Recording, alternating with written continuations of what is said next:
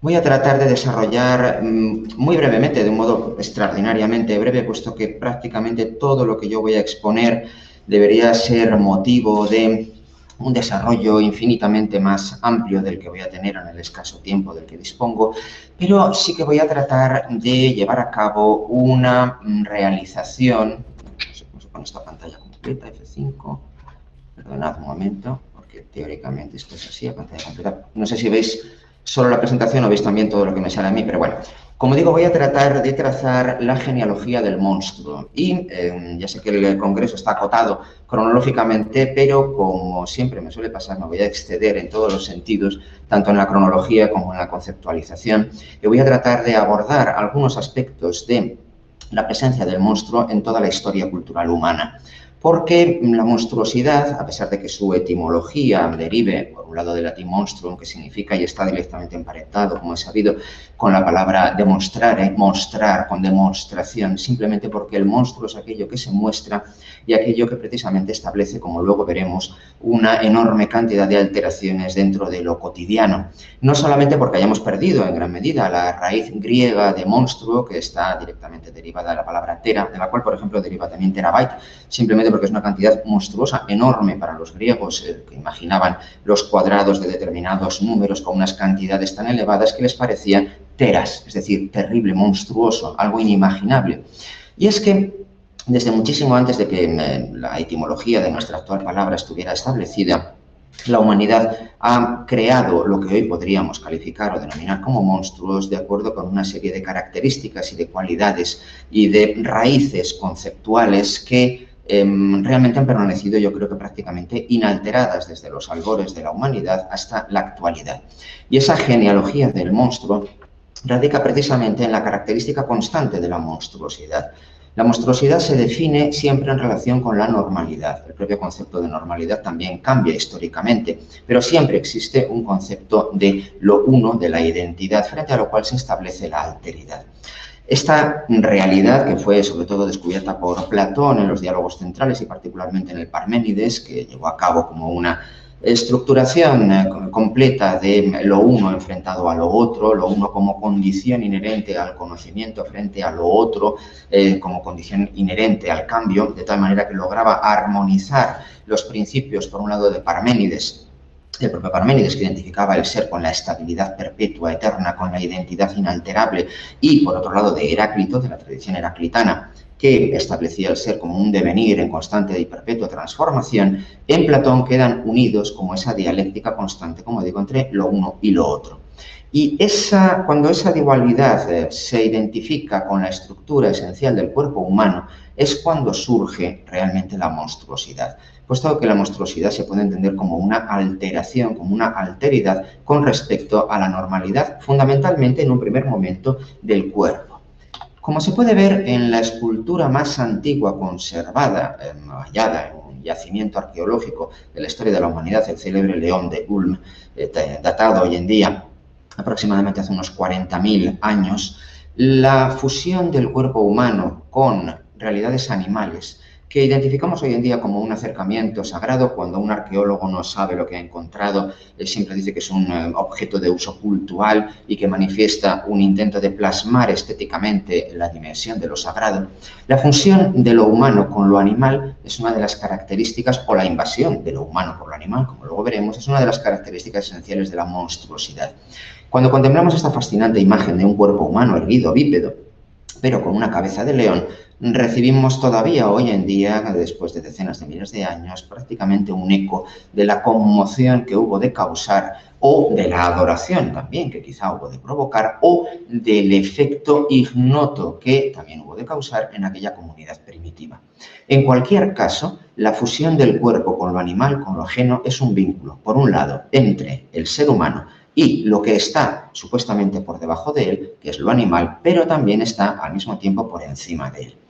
Y es que el monstruo también se convierte siempre en una dualidad entre, por un lado, la animalidad, la bestialidad, de ahí la raíz de tera de los griegos, lo teratológico, y al mismo tiempo de la divinidad, de lo sagrado. En todo monstruo anida algo terrible y sagrado. No hace falta quizá ni siquiera evocar el comienzo de las elegías de Duino, de Rilke, para entender que lo bello es solamente el comienzo de lo terrible que podemos soportar. Pues bien, lo monstruoso, o al menos lo que hoy en día calificaríamos de monstruoso como un cuerpo con cabeza de león, con toda seguridad ya establecía ese límite en la prehistoria, en los periodos más antiguos del Solutrense, y durante el Magdaleniense dio lugar a la consideración del propio animal, bien sea en las cuevas de Lascaux, como se aprecia a la derecha visual de la composición, bien sea en los bisontes de Altamira. Lo animal vuelve a tener una consideración perpetua de algo al mismo tiempo básico, primario, animal y, sin embargo, sagrado. Evidentemente no hay nada monstruoso, ni en los bisontes, ni en los bóvidos de la cueva de Lascaux, pero sí que en una de las partes de la cueva de Lascaux, también en torno a los 18.000, 14.000 años, no está muy clara la datación de esta pared, aparece una de las primeras representaciones pictóricas de lo que ha sido generalmente calificado como un monstruo. Si antes nos encontrábamos con un cuerpo humano con cabeza de león, esto ha sido descrito como un cuerpo leonino con cabeza humana, como una fusión, como una hibridación, por tanto, extraña, ajena al orden natural, que por tanto invoca también y reproduce el orden de lo sagrado, el orden de lo monstruoso. Y es que en otra de las ideas que voy a tratar de explicar, aunque sea de un modo tan breve, es que el monstruo también evoca una lógica, una razón propia, una estructura, un orden. Lo monstruoso no es nunca caprichoso, sino que esconde, sobre todo cuando nos acercamos a los periodos más cercanos a nuestra época cultural, lo monstruoso esconde razones, esconde órdenes, esconde lógicas que en ocasiones son incluso calculadas, deliberadas y resultado de una producción consciente. Por ejemplo, y este es un campo que con toda seguridad, gracias a la inteligencia artificial, se transformará de un modo decisivo en los próximos años. Algunos equipos, entre ellos el de una universidad inglesa, ha propuesto que en las disposiciones de los puntos fundamentales de estas pinturas parietales, un poco emparentado con las investigaciones que quizá alguno conozca del musicólogo Igor Rieznikov, que en los años 60-70 estableció que las pinturas prehistóricas se ubicaban en aquellos puntos de las cuevas en los cuales el fenómeno natural de la resonancia era más fuerte, de tal manera que la producción natural de armónicos, un fenómeno que cualquiera puede provocar por los lugares en los cuales el sonido se difunde sin un eco excesivo y produce una resonancia física, se coincidían con aquellos puntos en los cuales los hombres prehistóricos habían realizado la ubicación de las cuevas. Pues bien, emparentado en cierta medida con esto, existe la idea actual,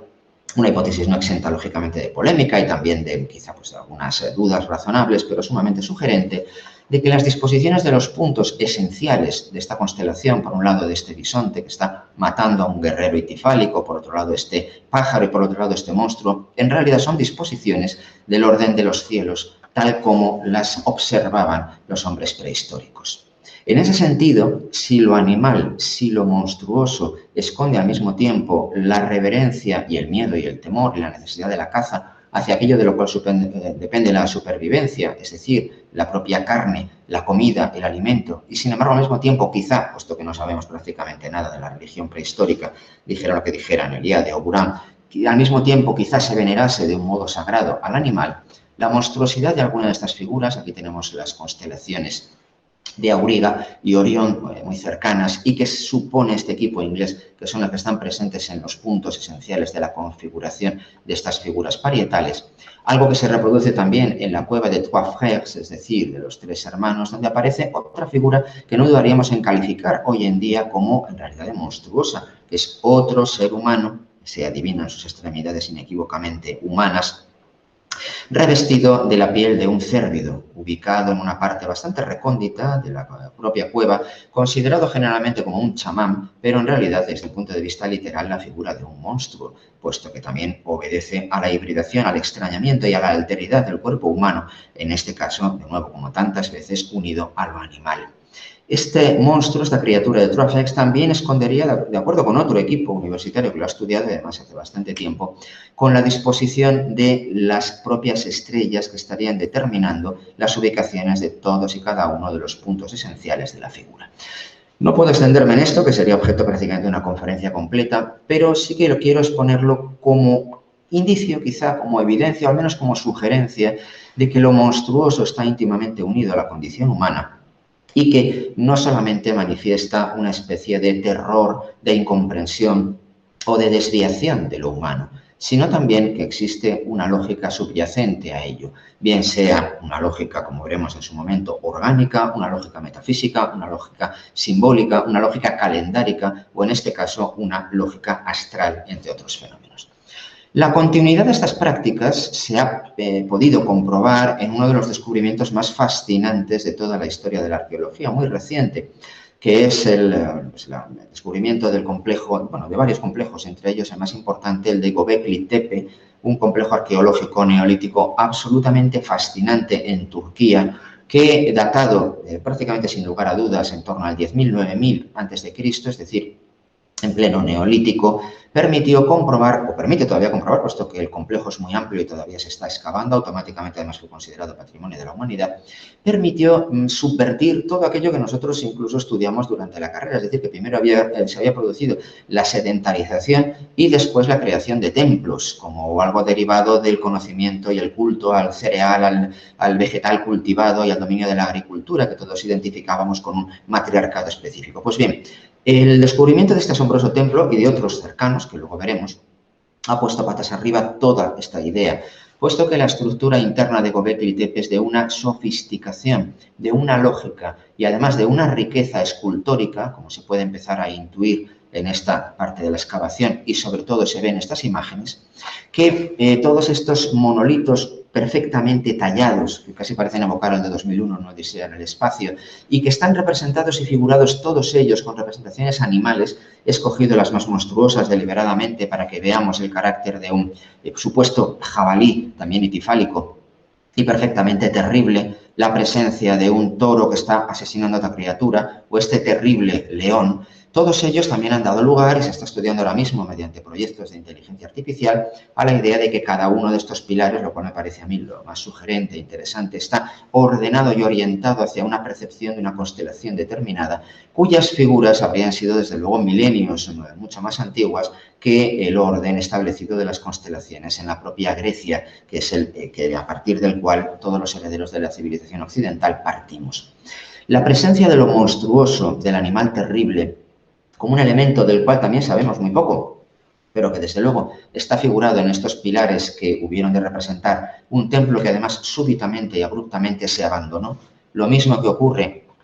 en el templo de Nebali Sori, que también se encuentra en Turquía, que tiene la misma disposición de pilares, está alejado del otro, y que también podemos ver en él la presencia de esas hibridaciones a medio camino entre el animal, el ser humano, la quizá realidad o presencia sagrada, lo que muestra es, en primer lugar, una continuidad que ojalá podamos ser capaces de reconstruir entre lo sagrado y lo cultural de las etapas más primitivas de la prehistoria y las posteriores evoluciones que vamos a ver ahora de las civilizaciones ya históricas, de las cuales sí podemos, o en las cuales sí podemos reconstruir de un modo más fiable gracias a las fuentes escritas y el papel del monstruo. En cualquier caso, lo monstruoso parece también aquí estar a medio camino entre lo humano, lo animal y lo sagrado, puesto que el monstruo, como iremos también viendo, siempre representa esa tensión absoluta entre lo que es humano y aquello que se diferencia, lo otro, la alteridad. No de otro modo podemos entender estas fascinantes imágenes, también monstruosas en su literalidad. Son mujeres que amamantan a niños o están solas, con cabezas literales de serpiente, identificadas en ocasiones con la diosa Ammu. De discutida cronología, hay quien las retrotrae al quinto, incluso sexto milenio antes de Cristo, otros consideran que pertenecen a las primerísimas fases de la civilización mesopotámica como tal, e incluso, como también me imagino que muchos oyentes sabréis, estas imágenes fueron comprendidas por la ciencia ficción más, vamos a llamarla especulativa, de los años 60 y 70 como una prueba de la existencia de los célebres famosos Anunnaki, es decir, de las criaturas serpentinas, de los dioses que habrían creado en primitivos momentos a la humanidad y que se caracterizarían por ser dioses serpientes. De hecho, volveremos a ver aparecer esto de 5.000, casi 6.000 años después, en forma de la resurrección del monstruo después de la Segunda Guerra Mundial. En cualquier caso, el carácter igualmente animal, monstruoso y sagrado, como aparece en todos los manuales de esas imágenes, a pesar de que no sabemos nada acerca de ellas, también se nos presenta como una evidencia. Es un monstruo. Desde luego, cualquiera que se encontrase con rasgos físicos como este por la calle experimentaría una sensación de terror y probablemente una sensación de huida y de extrañeza, porque el monstruo siempre se mueve en esos límites, bien sea en esas primeras fases de la cultura y de la civilización mesopotámica, o bien sea en las fases ya más avanzadas, las cuales los lamasus y los grifos sagrados con la piña, el agua lustral, con sus fusiones ya de cuerpo humano con otras criaturas, en este caso un águila, antecedente remotísimo, como también veremos, aunque no tocaré eso por desgracia por falta de tiempo, del tetramorfos cristiano que deriva directamente de las estructuraciones monstruosas de la hibridación de los cuerpos de los evangelistas con el esquema zodiacal del toro, el león, el águila y el hombre.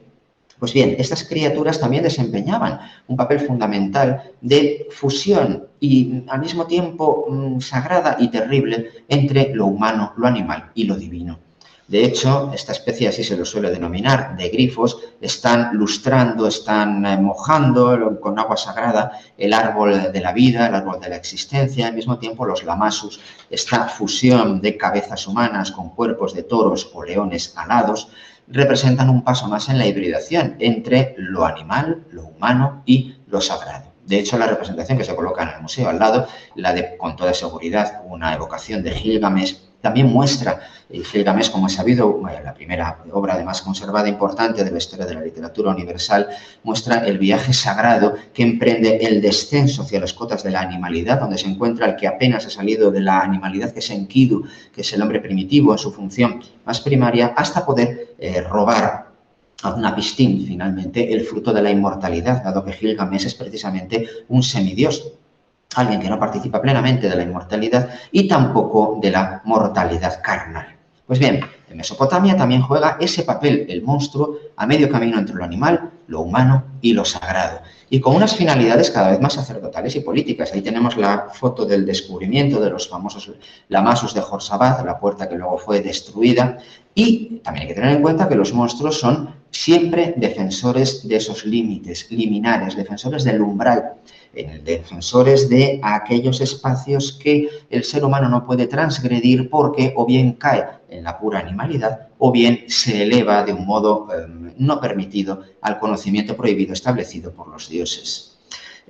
Tenemos aquí un auténtico monstruo, que es un miembro del ISIS, que, consciente quizá del poder o pensando que las imágenes siguen manteniendo su poder, incluso cuando han desaparecido las creencias que las adornan, como es sabido, se encargaron de destruir lamentable y miserablemente a algunos de estos lamasus en tiempos muy recientes. Pero esto lo que también demuestra es la pervivencia, al menos para algunas comunidades, del propio poder evocador y prácticamente sagrado del monstruo. Para ellos esto no es una pieza de historia del arte, sino que es el habitáculo de un demonio,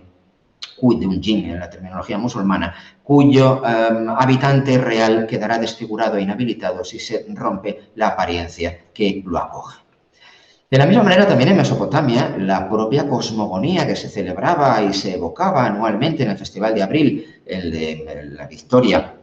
sobre el monstruo, el combate entre Tiamat y Marduk, también está perfectamente representado porque las aguas primigenias, el caos, la materia, están representadas perfectamente en forma del dragón monstruoso. Un dragón que es un monstruo primigenio que veremos reaparecer en todas las cosmogonías posteriores en forma siempre de dragón, de serpiente, de criatura que tiene que ser desmembrada, como los titanes en los mitos griegos, para que sobre sus cenizas, su carne y su sangre se pueda erigir el orden racional del cosmos y de la civilización. Algo parecido a lo que ocurre en Egipto, pasaré un poquito de puntillas, pero también allí existe la encarnación del caos monstruoso, la gran serpiente Apophis, que cada noche devora a Ra y lo engulle para devolverlo intacto y rejuvenecido a cada mañana siguiente. La presencia de Apophis, que se representa generalmente como una gran serpiente cuyos nudos muestran las vueltas y revueltas del día, prácticamente evocan hasta un analema solar, y que en épocas posteriores se van representando de acuerdo con personajes con cabeza de serpiente, recordemos las diosas Amu que acabamos de ver, o la propia hibridación monstruosa presente en la cultura egipcia, del cuerpo humano con cabezas animales, que es el fundamento de la iconografía de todos sus dioses. He escogido simplemente en este caso a la diosa Sekhmet, una diosa leona secundaria en parte, pero parte de la Ogdoada de la Eneada de Hermópolis, porque es evocadora, en realidad, de lo que casi 37.000 años antes había dado lugar a la primera representación que podríamos calificar en términos modernos de monstruoso, ese cuerpo humano con cabeza de león, para ver cómo, de nuevo, el monstruo siempre está unido a esa ruptura y al mismo tiempo deseo de orden y dominio de lo animal, de lo caótico por parte del orden racional y de lo sagrado. Por eso esta representación que aparece aquí, que es en realidad un San Jorge con el dragón, el San Jorge en el fondo, bueno, evidentemente es un San Jorge antes de que existiera San Jorge, pero es que el propio mito de San Jorge, tal como lo cuenta en el siglo XIII Santiago de la Vorágine en la Leyenda Dorada, en el fondo no es más que la actualización del mito de un antiguo recolector, en el fondo, que elimina todas aquellas fuerzas contrarias a la recolección de la cosecha. Ya en el propio Egipto, esta forma por la cual Horus se convierte en el vencedor, en el develador del gran cocodrilo o dragón, que son las aguas caóticas en las cuales el agua se mezcla con el barro antes de que la crecida del Nilo primero lo anegue todo y después establezca los límites durante todo un año zodíaco en la tierra con respecto a las aguas y el cielo, el halcón, una figura monstruosa sagrada, acomete y mata al monstruo de la humedad, al monstruo de las profundidades, al monstruo de lo acuoso. Todos ellos son, en términos junguianos, encarnaciones de lo que podemos calificar como el arquetipo de la sombra. Ya llegaré un poco más adelante a esto, pero el monstruo siempre se mueve como el peligro del descenso de la condición humana hacia sus orígenes, la caída hacia el animal y al mismo tiempo la inmersión en un éxtasis sagrado. Esto es algo que está presente también desde las etapas más arcaicas, antiguas de la civilización griega. Lo podemos contemplar en la racionalización permanente de las estructuras monstruosas que aparecen dentro de los relatos míticos. Bien sea el Minotauro asesinado por Teseo, que vivía tranquilamente en su casa de la doble hacha, bueno, sabemos por Borges que en realidad vivía muy triste, pero que habitaba tranquilamente el centro del laberinto, la casa de la doble hacha, cuyo significado luego veremos aclarado en una catedral gótica, pero bueno. Y la hibridación de cuerpo humano con cabeza de animal y al mismo tiempo un gran tamaño, ferocidad, deseo de una incontinencia carnal, devoradora, son algunas de las características que son presentes en todos los rasgos míticos del monstruo, que vienen a ser vencidos por la encarnación del orden superior, en este caso Teseo, hijo de rey, que logra vencer el desorden, por un lado, político de Creta y, por otro lado, el desorden existencial representado por el propio Minotauro. Eso es algo que está presente en todas las criaturas monstruosas, algunas de las más importantes las tenemos aquí, voy a pasar de puntillas, aunque cada una de ellas merecería prácticamente una conferencia, pero todas ellas son el resultado de la hibridación o de la alteridad del cuerpo humano por medio de fusiones que no son naturales. Por ejemplo, la derrota a mano de Perseo y Pegaso, que matan a la quimera, o el centauro, que finalmente es dominado por las victorias sobre ellos, los lapitas, al mismo tiempo hay que tener en cuenta que el centauro es otra forma característica que esconde una racionalidad característica realmente de los griegos. El centauro implica que toda la parte humana superior hasta el sexo está humanizada, mientras que la parte inferior es animal. De ahí que mientras los centauros en algunos relatos míticos fueran identificados con criaturas absolutamente sedientas de todo tipo de placeres y de ingestas carnales, también uno de los más sabios, el centauro Quirón, se convirtiera nada menos que en el preceptor de Aquiles y en la encarnación del poder curativo de la medicina. La dualidad de lo monstruoso en apariencia se refleja, por ejemplo, en las gorgonas, cuya sangre, como es sabido también, tenía propiedades extraordinariamente divinizadoras y terapéuticas en los estratos más arcaicos del mito, o en la hidra, en la quimera. Este es un ejemplo muy importante de cómo los monstruos pueden esconder una racionalidad deliberada para poder cifrar sistemas culturales.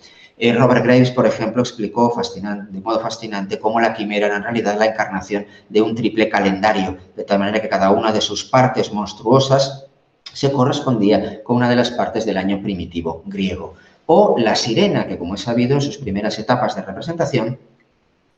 se llevaba a cabo con cuerpo no de pez, sino de pájaro. La sirena que Platón acabó ubicando de un modo racional y monstruoso al mismo tiempo en cada una de las esferas celestes y que luego los neoplatónicos y los cultos mistéricos convirtieron en las guardianas, veremos reaparecer esto luego en un templo románico, del ascenso del alma que tratan de impedir hacia la suprema armonía celestial. La sirena, con sus terribles y horribles cantos, pero también con sus deliciosos y maravillosos cantos, muestra la dualidad, por un lado, del sonido primitivo, espantoso pero atrayente de la naturaleza animal, y también el canto de las sirenas, tituló Eugenio Trías a un delicioso ensayo sobre la historia de la música. El canto de las sirenas se ha convertido, sin embargo, en la representación más perfecta y pura de la armonía, no solamente musical, sino astronómica. Y es que, y aquí tenemos la esfinge, otro de los monstruos sagrados fundamentales en los cuales se cifra el sentido de la existencia, y a partir de entonces todas las expresiones de lo secreto, la esfinge es también la síntesis de diferentes criaturas entre humanas en su cabeza, animales, aladas, terrestres, y con sus diferentes variaciones que alcanzarán en el Renacimiento nos muestra cómo todo monstruo es también la posesión y la revelación de un secreto. De hecho, el monstruo, ya en estos momentos, y lo veremos en Roma, pero sobre todo en la Edad Media, el monstruo se convertirá también en un signo, en una profecía, en una cifra, en un enigma, en un secreto, en algo que guarda no solamente tesoros materiales, sino tesoros inmateriales ligados a la posesión de un conocimiento particular. Los romanos poco aportaron en el fondo a lo monstruoso, en parte porque su cultura no fue sofisticada, sino que se limitó en muchísimos aspectos a asimilar lo que les parecía más conveniente de otros marcos culturales, comenzando por el propiamente griego, y porque asimilaron también, esto es un resto de la Domus Aurea, lo que quedó después de la destrucción que los miembros de la dinastía posterior a Nerón emprendieron como una damnatio memoriae contra el palacio, la Domus Aurea, el palacio más esplendoroso que jamás vieron los siglos, en testimonio de sus coetáneos. También destruyeron la estatua colosal de Nerón, que estaba al lado del Coliseo, de donde deriva el adjetivo colosal, que no viene del Coliseo, sino del coloso, que era el propio Nerón, y que, por cierto, es el punto de partida de todas las imágenes colosales que a imitación suya fueron surgiendo por el oriente helenístico y que son el punto de partida de los budas gigantes, que son el resultado de la asimilación de esas imágenes colosales adaptadas posteriormente al culto de Buda. Pero bueno, Nerón llamó mandar al maestro Queremón de Alejandría, del cual por desgracia sabemos muy poco. A mí me gustaría saber mucho más porque los grutescos fueron el tema de mi tesis doctoral, y la Domus Aurea estuvo completamente recubierta de unas decoraciones que cuando el Renacimiento las redescubrió, las denominó precisamente grutescos por las grutas en las que se habían convertido el propio palacio de Nerón, que los renacentistas identificaron, por cierto, con Tito, confundiéndolo como tantas veces. Los humanistas metieron muchísimo la pata, lo que pasa es que sus meteduras de patas fueron muy fructíferas. Confundieron, por ejemplo, a Hermes Trismegisto, como es sabido, con el maestro de Platón, Moisés, Cristo, Zoroastro, cuando en realidad no había sido más que un filósofo bastante mediocre, sincrético del siglo V después de Cristo. Pero bueno, esas fueron una de sus meteduras de pata gloriosas, pero culturalmente sumamente fructíferas. Pues bien, los grutescos se convirtieron en Roma y luego con su descubrimiento o redescubrimiento en el Renacimiento en una tipología calificada literalmente de monstruosa, porque, y los grutescos romanos no dicen demasiado, pero luego veremos a algunos renacentistas y lo veremos más claramente, los grutescos se ubican en un espacio no perspéctico, cultivan leyes rígidas de simetría y sobre todo la hibridación permanente, al mismo tiempo monstruosa, animal, divina y gozosa, de tal manera que las cabezas y los cuerpos humanos se pueden unir a todo tipo de objetos, formas animales que se hibridan entre sí, vegetales, formas estelares, arquitectónicas. Esa especie de caprichos, a ojos de algunos renacentistas, escondían con toda seguridad un significado jeroglífico para la propia época y también para el Renacimiento, puesto que Queremón, entre otras cosas, fue preceptor y enseñante de jeroglíficos al propio Nerón. Al parecer no tuvo demasiado éxito con su empresa. Los grutescos son una categoría monstruosa extraordinariamente importante porque están en el punto de partida, aunque esto todavía no lo haya podido desarrollar ni estudiar plenamente, de una enorme cantidad de tipologías posteriores que también se basan en la monstruosidad, en la hibridación, en la simetría y en la anulación del espacio perspectivo. Entre ellas, los capiteles románicos y la estética del románico. En la Edad Media el monstruo experimenta una cristianización, como es evidente, pero las categorías fundamentales, eso que Gilbert Durand calificaba como estructuras antropológicas de lo imaginario, no cambian en absoluto, puesto que lo monstruoso también vuelve a ser, en este caso, símbolo y síntesis fundamental del pecado, del mal, del maligno, del diablo, del descenso a los infiernos, que es el descenso al propio cuerpo, a las pasiones, a la animalidad, a la noche y a la ausencia de la presencia divina, y los diferentes híbridos que encontramos, los monstruos andrófagos, los que devoran, al igual que en la portada de la Catedral de León occidental, aunque nadie los vea, devoran el cuerpo humano o el cuerpo de otros animales, los centauros, que representan, muchas veces no sabemos el orden latente bajo estas imágenes, se interpretan de un modo literal, como monstruosidades, como imágenes del pecado, como una forma moral, pero hubo un musicólogo, me gustaría explicarlo muchísimo tiempo, pero lo voy a resumir en medio minuto, que fue Marius Schneider, que descubrió la existencia de una condición de los monstruos y de los animales en los capiteles románicos, en las figuras románicas, como traducción de notas musicales.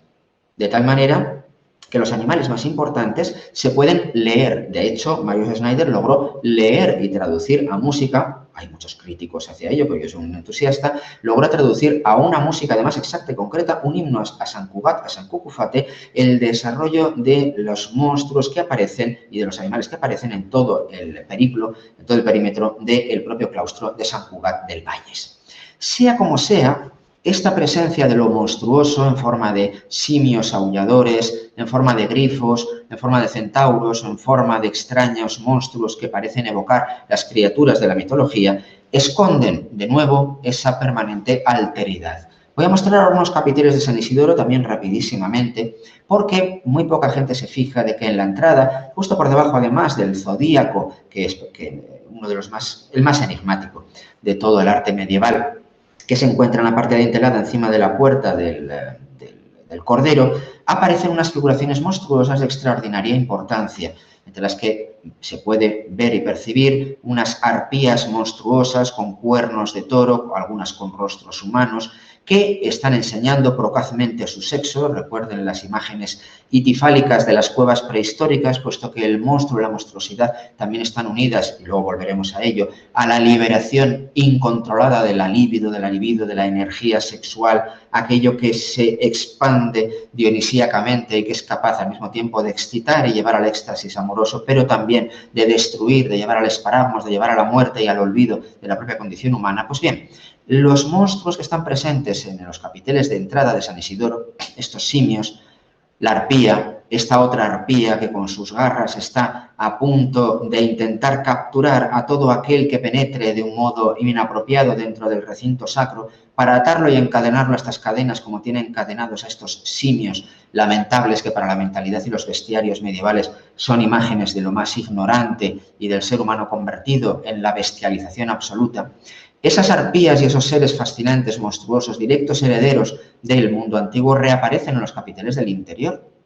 En algunos de ellos hasta se les ha destruido el sexo erecto, quizá porque en épocas posteriores se perdió la conciencia del poder al mismo tiempo aterrorizador y, sin embargo, moralizador que también desempeñan estas criaturas monstruosas. Pues bien, todas ellas están dentro del templo, en este caso San Isidoro, del templo románico, como un recuerdo de los diferentes niveles de interpretación que a partir de Isidoro de Sevilla y luego de todos los comentaristas medievales y luego en la escolástica se ofreció a cada una de las imágenes que desafían nuestra capacidad de comprensión, y también como un recordatorio de que la caída en la animalidad y, sin embargo, la presencia de rasgos divinos o sagrados es aquello que, como luego diría Pico de la Mirandola en el Renacimiento, es consustancial al ser humano. En su discurso sobre la dignidad del hombre, Pico de la Mirandola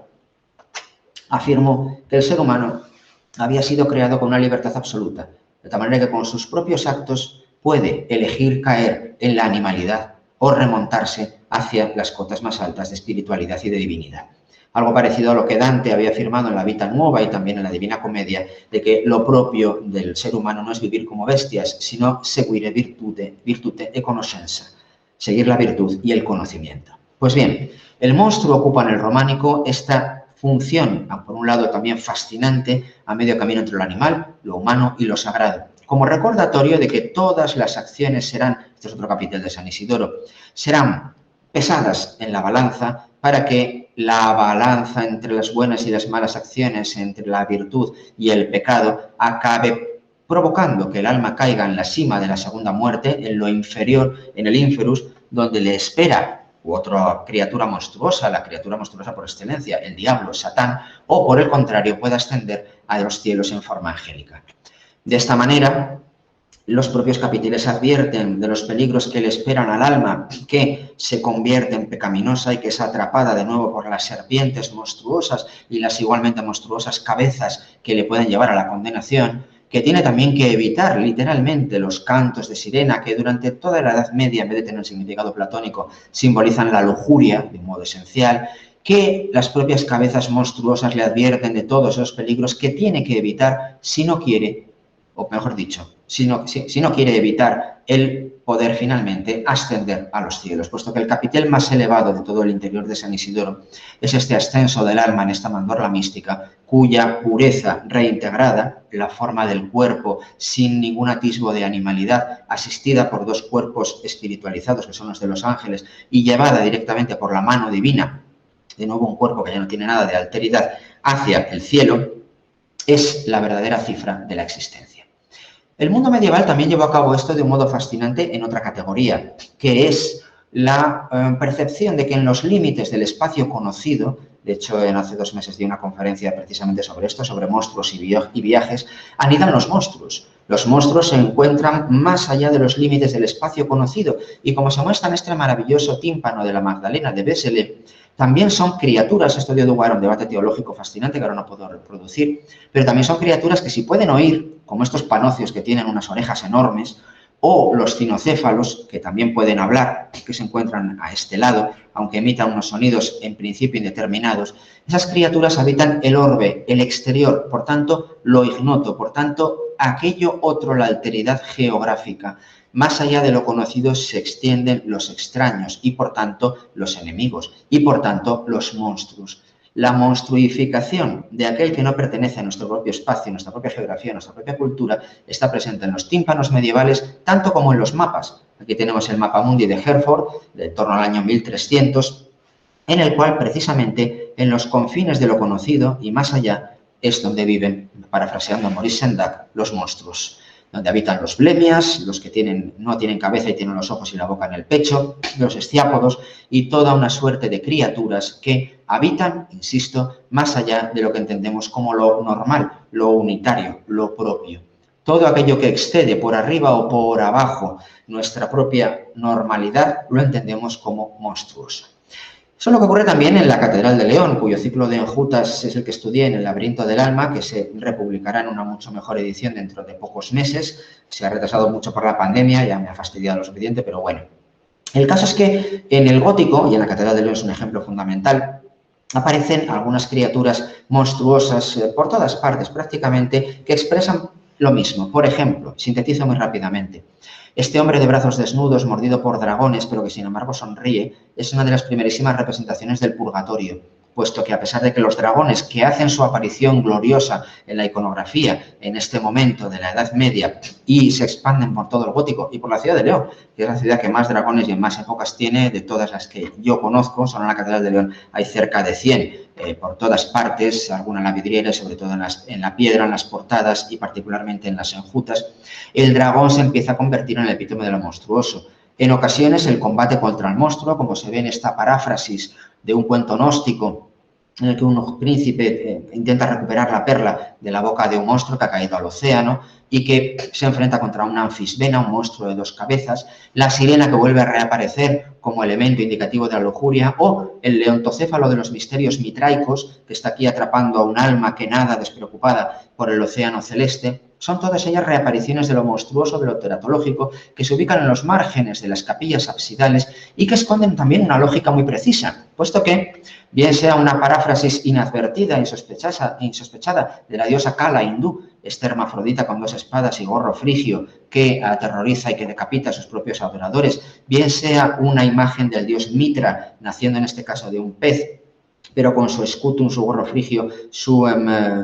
puñal y mordido por una serpiente que apenas aquí se ve en esta imagen, pero que está atacándole y que está íntimamente unido a la noche del 24 al 25 de diciembre, es decir, el lugar del solsticio de invierno, momento de la máxima oscuridad, el nacimiento del sol, la máxima inmersión del sol en la oscuridad de la noche para volver a emerger a partir del solsticio de invierno como un caracol, en el signo de Capricornio, que lentamente va ascendiendo por la eclíptica, mientras que la noche de Sagitario, esto es Capricornio, esa noche, la más oscura del año, se identifica con la muerte, el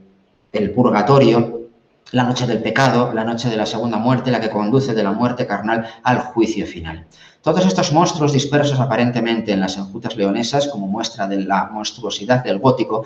reflejan un orden latente. Por un lado, el orden de la división moral, filosófica, teológica y escatológica del maravilloso pórtico del friso del juicio final, en el cual los humanos, los humanoides, o al menos en su forma, el rey, San Francisco, Santa Clara, los franciscanos, los obispos, son y ascienden al paraíso a través de la puerta que les abre San Pedro, o los condenados que son devorados, triturados por las bocas monstruosas que son epítome del propio diablo que se sienta literalmente aquí sobre su trono, sobre estos dos lamentados, con sus patas de cabra, con sus rasgos y facciones igualmente alteradas, son las de un rostro humano, pero con una sonrisa más amplia que la del Joker y con formas de animalización por todas partes. De tal manera que Satán es el supremo monstruo. O en el interior, esta dragonesa, sirena, melusina, tarasca, probablemente sea la primera aparición de una melusina, incluso antes de la novela que se escribe 40 años después, y que, no tengo tiempo de exponerlo del todo, pero que, como digo, también los monstruos esconden una racionalidad, puesto que los constructores de catedrales, cualquiera que lea el libro lo podrá exigir la demostración que ahora no puedo dar más que como acto de fe, verá que, por ejemplo, la ubicación de la primera y la última enjutas del ciclo con la sirena melusina dragonesa tarasca se convierte en la perfecta demostración de un triángulo equilátero y la clave de la geometría de la propia catedral leonesa. De la misma manera que el círculo rector geométrico de la propia catedral, que pasa por el centro y el altar mayor, atraviesa las únicas imágenes y capiteles monstruosos, el resto son vegetales, que aparecen en la parte inferior de la catedral, incluyendo la sirena e incluyendo esta imagen bafomética que se encuentra bajo la enjuta que muestra el juramento de los constructores de catedrales. Dicho de un modo extraordinariamente apelotonado, claro, porque meter todo el gótico en 4 minutos exige unas demostraciones mucho más reflexivas y detenidas, pero en el gótico, en los siglos XII, XIII, XIV y comienzos del XV, la racionalidad de lo monstruoso también se deja ver, así como su condición de alteridad sagrada. Lo mismo ocurre con los grutescos del Renacimiento. Acabamos de ver los de las grutas de Metito, de Meladomus aurea. El Renacimiento incorporará las propias categorías de lo monstruoso. Lo monstruoso, aquí vemos hibridaciones de todo tipo. Un cuerpo humano, andrógino, con alas, que al mismo tiempo su cuerpo se vegetaliza, que da lugar a otro cuerpo del cual acaban naciendo cabezas animales, un puto, que lucha contra una criatura monstruosa, un dragón, y todo ello con un orden ascensional que muestra en las partes superiores el triunfo de la racionalidad y de la espiritualidad. Aquí tenemos una imagen monstruosamente angélica, el ser humano dotado de alas, con los frutos de la cornucopia y al mismo tiempo flanqueado por las águilas de la victoria, mientras que en la parte inferior los monstruosos sátiros, símbolos de la materia, están encadenados, al igual que las esfinges, al nivel inferior. Y es que los monstruos en el Renacimiento también se convirtieron, y también podría desglosarlo en muchas conferencias, puesto que fue mi tesis doctoral, en epítomes y en símbolos del propio proceso de la filosofía neoplatónica, que en el fondo es el propio proceso que he estado explicando desde el Platón del Parménides. Lo inferior se entiende como lo animal, lo superior se entiende como lo espiritual, y el camino del ser humano en su descenso y regreso hacia su origen espiritual es el camino del descenso hacia lo monstruoso y luego del lento, doloroso y también extático ascenso, el regreso hacia la condición divina. De la misma manera, los mapas del Renacimiento y los del siglo XVII y XVIII, que solemos entender como el triunfo de la racionalidad, de la cartografía, etcétera, etcétera, en el fondo lo que muestran es la presencia, aquí se ven muy pequeñitos, pero aquí se ven mejor, de criaturas monstruosas que supuestamente los marineros han descrito y visto, pero que en realidad no existen. Y es que la idea de que más allá de los límites de lo conocido se encuentran y habitan, repito, los monstruos, es también otra idea que es común al mundo antiguo, al mundo medieval, al mundo moderno e incluso al mundo contemporáneo. El monstruo habita allí donde perdemos la seguridad de nuestra propia identidad. Lo mismo con la obsesión teratológica, las monstruosidades que médico Ambroise Paré recopiló durante el siglo XVI y que forman parte de los índices y de los diccionarios ilustrados de deformidades monstruosas. Siameses, con dos cuerpos, con una sola cabeza. Una criatura que él dice haber visto, pero que en realidad es la traslación de un blemia de la antigüedad. Evidentemente esto es imposible desde el punto de vista biológico, con lo cual también se muestra cómo el monstruo es la proyección constante de un temor. Y el mundo moderno expresa a la perfección la monstruificación de todo aquello que se convierte en el enemigo político, es decir, en el otro político. Un proceso que ya había nacido en el mundo antiguo, pero que se intensifica hasta la actualidad de modo imparable. Aquí tenemos a Felipe II como monstruo comedor de niños, como un Saturno, que luego quizá inspiraría uno de los cuadros de Rubens y el de Goya, como un auténtico caníbal, con el imperio español, de acuerdo con la propaganda de la leyenda negra, es un imperio radicalmente asesino y Felipe II, simplemente porque es el representante del reino más poderoso cuyas riquezas anhelan todos los que no consiguen un imperio, es representado él y los españoles como criaturas monstruosas, carentes de cualquier principio, bien sea con apariencia física o animalizada. El otro político es un monstruo y eso es algo que también estamos padeciendo en nuestros mismos momentos, como luego veremos. De la misma manera, en el siglo XVII, en el hipotético siglo del triunfo de la racionalidad científica que conducirá a las luces,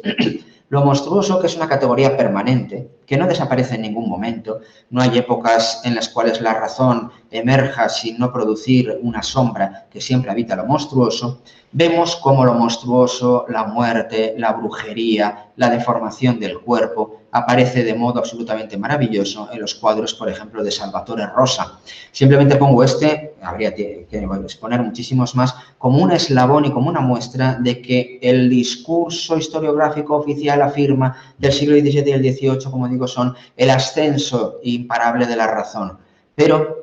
como también explicaron otros, Ignacio Gómez de Liaño, Geometrías y otros muchos, la filosofía y la historia siempre producen una negra espalda de sombras que acaban por engendrar permanentemente monstruos. De esa manera se puede entender cómo, a lo largo del siglo XVIII, pintores tan fascinantes como Fisley encarnan en la pesadilla de Nightmare, que es la yegua nocturna, que es lo que literalmente significa, llegan a habitar todas y cada una de las imágenes de lo monstruoso que emergen de lo que Freud llamaría la represión de lo inconsciente. Y es que lo monstruoso no desaparecerá tampoco, jamás, de la conciencia humana, mientras el ser humano pueda ser denominado calificado de monstruoso. Se intenta racionalizar. Aquí tenemos, por ejemplo, un libro de física curiosa en el cual se muestra a una de las conocidas mujeres, hombres lobo de la familia de descendientes de este canario, que se sentaron en la corte parisina y que muestra igualmente el deseo, en este caso, de convertir al monstruo en objeto de conocimiento, de análisis enciclopédico, pero también dotado de una lógica racional. Eso es algo que en el siglo XVIII estallará definitivamente con el creador de las imágenes monstruosas que alumbran nuestra modernidad, que fue Goya. La fibología y la ambigüedad de la expresión, el sueño de la razón produce monstruos, el sueño entendido como aspiración, pero también como pesadilla, la ambigüedad suprema por la cual no sabemos si es que el ilustrado se ha quedado dormido y cuando la razón se va a dormir emergen los monstruos de la sinrazón, o por el contrario, que es el propio racionalismo el que se ha convertido en un sueño monstruoso que ha acabado por degenerar y por producir más miseria, más muerte y más dolor del que la prerracionalidad había producido, confieren singular racionalidad y singular fascinación a esta sumamente maravillosa estampa. Pero es que Goya es también el inventor de algunas de las imágenes monstruosas que cimentan nuestra modernidad, bien sea en forma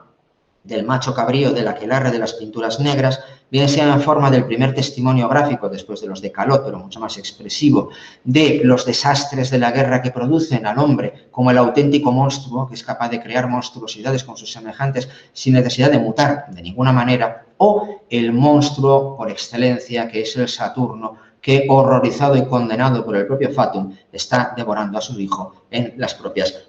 pinturas negras. El monstruo político, el monstruo metafísico, el monstruo de la alteridad se desarrolla durante todo el siglo XIX y dará lugar a tres vías esenciales. El monstruo no desaparece, sino que, por un lado, se convierte, y ya está presente algo de esto en el vampiro, en Byron, en Polidori y en los relatos de vampiros que a lo largo del siglo XIX va desarrollándose hasta cristalizar en el Drácula de Bram Stoker, publicado en 1897, el monstruo empieza a ser objeto de fascinación, porque el monstruo empieza a tener una seducción física, sexual, que resulta irresistible y que será explorada plenamente en el siglo XX. Por otro lado, empieza el intento de racionalizar, cientificar y normalizar la propia monstruosidad física. Aquí tenemos a John Merrick, el hombre elefante, en una fotografía de estudio que, como es sabido, fue objeto de numerosos estudios científicos para tratar de aclarar las causas de sus deformaciones. Todavía hoy en día ni siquiera está plenamente claro desde el punto de vista científico. Y la tercera vía, que está un poco mezclada con las otras dos, es la espectacularización y comercialización de lo monstruoso. Si se quiere, la banalización del sufrimiento, pero también la conversión en éxito y dinero, así lo contaban muchos de los participantes, por ejemplo, en el circo Barnum, de las diferentes deformidades físicas, de tal manera que la obesidad, la pequeñez, la invención, se deformaban los cuerpos para que parecieran que realmente eran hombres lobo, mujeres sirena, para que todas esas categorías que quizá habiten eternamente en nuestra consciencia volvieron a emerger como criaturas de circo. Esas corrientes acaban por cristalizar a finales del siglo XIX y comienzos del XX y se van fundiendo todas ellas de un modo tan fascinante como peligroso. Por ejemplo, ¿quién no conoce, derivada de Goya, esta imagen que primero Eliphas Levi, el ocultista, y luego Leo Taxil, el autor que tan maravillosamente noveló Humberto Eco en El cementerio de Praga, el autor de todos los niveles contra la francmasonería, que iba inventando episodios cada vez más fantásticos contra los masones y que cuanto más fantásticos eran, más creíbles resultaba? Esta es la imagen por excelencia que luego se desarrolla, no tiene tanta antigüedad en el fondo, pero se desarrolla, por ejemplo, en los cultos satánicos del siglo XX y hasta en la actualidad. El Baphomet, entendido de nuevo como la combinación de lo animal, de lo humano y de lo sagrado. De tal manera que esa permanente fusión y tensión es la que alumbra los monstruos del siglo XX. Monstruos cinematográficos, el Caligari que alimenta a su propio monstruo Cesare, mi tocayo, para que cometa crímenes en las noches de Harrenhal, que cumple ahora, por cierto, 100 años, es el anticipo directo del monstruo político hitleriano. Los monstruos alumbrados por Lovecraft en sus muy maravillosas y fascinantes, aunque literariamente no muy elegantes, al menos para mí, criaturas maravillosas y fascinantes, como digo, pero profundamente también políticas. El racismo de Lovecraft queda perfectamente establecido en la proyección sobre lo monstruoso de todas aquellas fobias y miedos que el propio Lovecraft padecía y que son el punto de partida de la combinación de todo ello en el monstruo cinematográfico. Bien sea el hoy un poquito risible, pero fascinante en su momento, Drácula de Todd Browning del 31, el Frankenstein de 1931 también, con su novia, la momia interpretada por Boris Karloff, el hombre invisible, el malvado Zarov, remedio de la isla del doctor Moreau, el hombre lobo, todas esas criaturas, esas estructuras que hemos ido viendo que latían desde los orígenes de la propia humanidad, la oscilación entre el sagrado, por ejemplo, y fascinante y seductor aristócrata, que en el fondo es un monstruo sediento de sangre, la monstruosidad de la propia criatura sin nombre, que Mary Shelley alumbra y que en el fondo lo único que desea es acceder de un modo vedado a la propia condición humana, la propia resurrección del mal atávico y primitivo, la momia que lo único que también quiere, como Frankenstein, es ser amado, el reconocimiento, la ausencia de amor, que es el motor de su propia monstruosidad moral, se desarrollan al mismo tiempo que los auténticos monstruos que los totalitarismos de diferentes signos alumbran en las décadas de 1920 y 1930, el monstruoso fascismo nacionalsocialista de Hitler, que acabó provocando la deshumanización por considerar precisamente al judío como un monstruo de avaricia. Así aparece tanto en Mein Kampf como en otros muchos textos. Los judíos literalmente no son humanos. Y como no son humanos, como son monstruos, están excluidos del derecho, de la piedad, de la condición humana y, por tanto, pueden ser, finalmente, reducidos a aquello que se quiere hacer con ellos, porque la monstruificación elimina de la dignidad y de la condición humana. Algo que luego cristaliza en la gran metáfora de la gran bestia salvaje que, llevada de su puro origen primitivo, es finalmente acribillada en los rascacielos de Nueva York, o algo que, también político, representa de nuevo a otro monstruo, Stalin, a quien Eisenstein representó como un monstruo igualmente poderoso y sagrado en la figura de Iván el Terrible, la segunda parte de hecho ni la dejó estrenar el propio Stalin, y que mientras en Metrópolis de Fritz Lang en los años 20 el cine desarrollaba la deshumanización de la clase obrera por parte de sus luchas contra el capital en esa maravillosa y también fascinante película, el propio Stalin en forma de deshumanización del rival político, y rival político era quien él decidiera que fuera, deshumanizó hasta convertir en monstruos y sacrificarlos igualmente en masa en los campos del Gulag. Desde entonces, la caricatura es uno de los lugares preferidos del monstruo. Bien sea el socialismo que amenaza las libertades, bien sean los monstruosos capitalistas que amenazan todas y cada una de los logros de la revolución socialista, al otro, al enemigo, al diferente, se lo monstruifica con gran facilidad. De hecho, cuando termina la Segunda Guerra Mundial, emergen los monstruos por otras vías del inconsciente, entre ellas por la figura de los alienígenas. El famoso platillo El hombrecillo de Roswell de los años 40 no es más que la reemergencia psicoanalítica, habría que decir, de la propia figura de lo monstruoso, de algo que no es del todo humano, tienen antenas, ojos muy grandes, que tienen sin embargo algo corporal. Cuando algo se aleja en exceso del cuerpo humano tampoco es monstruoso, como veremos al final, ya en unos breves minutos, porque para que algo nos inquiete y resulte monstruoso tiene que evocarnos, al menos en su estructura básica o profunda, a lo propiamente humano. Y también los alienígenas, los marcianos, los extraterrestres son la encarnación perfecta, igualmente, de lo sagrado, puesto que la extraterrestre se convierte también en el que proviene de otras civilizaciones, de otros mundos, viene a traernos un mensaje más elevado, o viene a raptarnos, viene a abducirnos, viene a destruirnos, o bien viene a transmitirnos un mensaje espiritual propio de una civilización más avanzada. En cualquier caso, el marciano, el alienígena, el extraterrestre, se presenta también siempre como un monstruo en el doble sentido del término. Y la monstruificación luego acaba llevando a las modernas factorías audiovisuales. Este plano de Hitler en Nuremberg fue directamente extraído para que el monstruoso Saruman, que quiere acabar con todo el mundo verde de la Tierra Media, arengase a sus tropas de orcos y Uruk-hai de la misma manera que Hitler a sus monstruificados alemanes. O, todavía más recientemente, la finalmente convertida en monstruo, y si alguien no ha visto Juego de Tronos, lo siento, la Khaleesi, se acaba convirtiendo ella misma, con este eco visual de estos planos, en alguien que cede a la vocación y a la tentación de convertirse ella misma en monstruo. Los tres, sin embargo, al mismo tiempo, divinizados. Él como encarnación perfecta, autodeclarada por el partido nazi del espíritu sagrado alemán, Saruman como aquel que fue capaz de armonizar la magia de los magos blancos y de los magos negros, y ella como la madre de dragones inmortales. De tal manera que su monstruificación es también el resultado de querer asumir al mismo tiempo lo material, lo animal y lo sagrado. O los monstruos de las más recientes series de televisión. Estos son el Demogorgon de Stranger Things, con sus manifestaciones. Igualmente, como se ve, es un cuerpo humano deformado, alterado, alterificado, para evocar la animalidad y la fusión con lo humano. O todavía de un modo infinitamente más reciente, puesto que este capítulo es de hace 2 semanas, el Lovecraft Country, una libérrima adaptación de los relatos de Lovecraft para hablar de absolutamente todos los problemas del racismo, la sexualidad, etcétera, etcétera, serie muy interesante de la HBO, que se está ahora mismo emitiendo su primera temporada, recurren también a esta categoría de permanente de lo monstruoso como lo amenazante.